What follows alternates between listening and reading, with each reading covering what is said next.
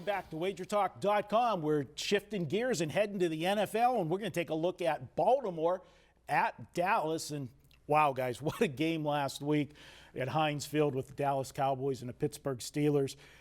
Sitting there going back and forth. Dallas scores late. Pittsburgh gets the ball back, goes down, scores. I think we're good. No, Dallas gets the job done. Elliott, what a season he's having. I can't remember a rookie running back in recent years who's been as dominant as he has this year so far for the Cowboys. They're the real deal, guys. What do you think? They are the real deal, and I was one of the few, a lot of people I respect. Yeah. And both of you, I think, yeah. were on Pittsburgh last week.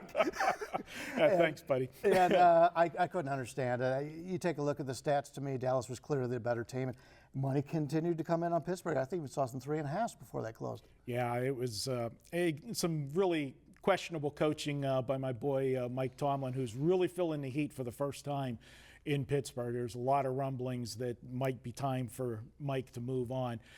Not one, but 4 different two-point conversion attempts. I understand the first one. They always, that's their trademark. They've done it. But whenever they could have made it 13-3 on the second one, you make it 10. You got to do the math. You got to kick the extra point on the second one. Well, I'm of the belief that you don't go for 2 until the fourth quarter. I think that's what the rule book says, basically the unwritten rules. So anytime somebody deviates and it doesn't work, they get a lot of crap, and that's why a lot of people play by the book in coaching football. But, yeah, Dallas is a good team. Pittsburgh's a good team, but they'll be back. Well, they get a bye this week, don't they? They're playing Cleveland this week. Some rumblings, RG3. Don't tell me he's coming back.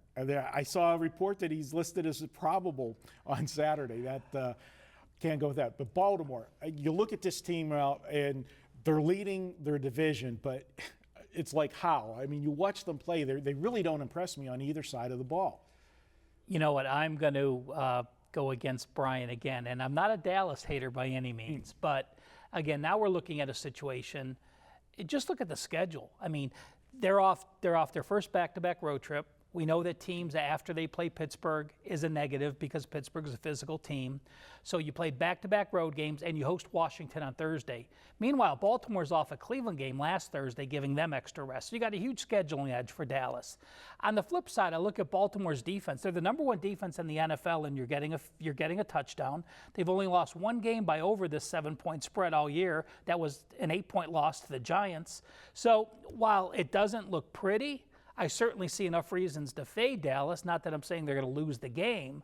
I just think Baltimore, with the #1 defense in the NFL, getting a touchdown with a scheduling edge, is a positive team to back. No question. I mean, they played on Thursday, so they had the extra days, and they played Cleveland, so it was like not playing. It was like an organized scrimmage. Anytime somebody plays Cleveland, they're going to look better than what they are. Yeah, absolutely. That stat, when you talked about playing after facing the Steelers, if you are home favorite the week after you've played the Steelers under Mike Tomlin, just 13-32 against the spread, and that's from our good friend Mark Lawrence. It is 0-1 this year, but again, that's one situation. And you look at Dallas. Dallas coming into this year was 2-10-1 as a non-division home favorite. They're always overrated coming into Dallas. They always laid those extra points. And while you think they're on an 8-game ATS win streak, they're still only 1-0 this year as a home favorite against non-division. They played 5 road games. They played 2 division games. They were a home dog to Cincinnati. So the Bears are the only team that fell in that situation that they covered. So they're still 3-10-1 ATS the last 5 years as a non-division home favorite. And I will point out they've got one of the weakest home field advantages in the NFL. I'm not going to go out on a limb and say Baltimore is going to cover this game. I will say I like Dallas in the teaser here. Half a leg on a teaser. Kansas City is another perfect example here. We play Dallas and Kansas City on a teaser. I think that's the better play. Yep, I actually used a teaser myself as I used Kansas City with Pittsburgh against your Browns. I know you don't like teasing teams on the road, but it's a must-win for Pittsburgh, and Cleveland can't get out of their own way right now. I'm going to lean slightly to Dallas in this one. The situation screams to go against them. I agree with you, Ralph. But this team just seems like one of those freak teams this year.